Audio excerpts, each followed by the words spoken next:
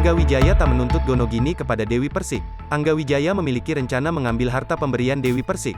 Namun, Angga tetap memberikan kepada DP jika harta tersebut minta dikembalikan. Pernikahan pedangdut Dewi Persik dengan Angga Wijaya sudah nyaris berakhir. Pedangdut yang akrab disapa DP itu resmi digugat cerai oleh sang suami, Angga Wijaya.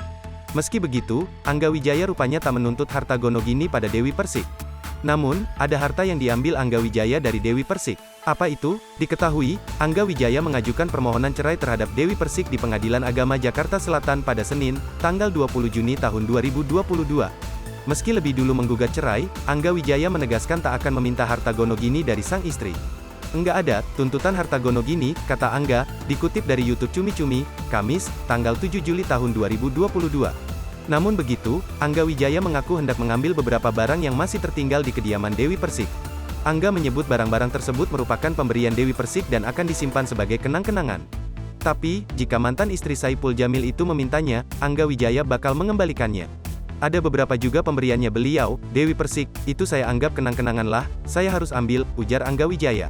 Tapi kalau misalnya Neng yang minta kembali nggak apa-apa saya kembalikan, sambungnya.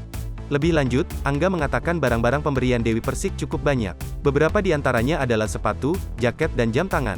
Banyak, sepatu, jaket, jam tangan, beber Angga.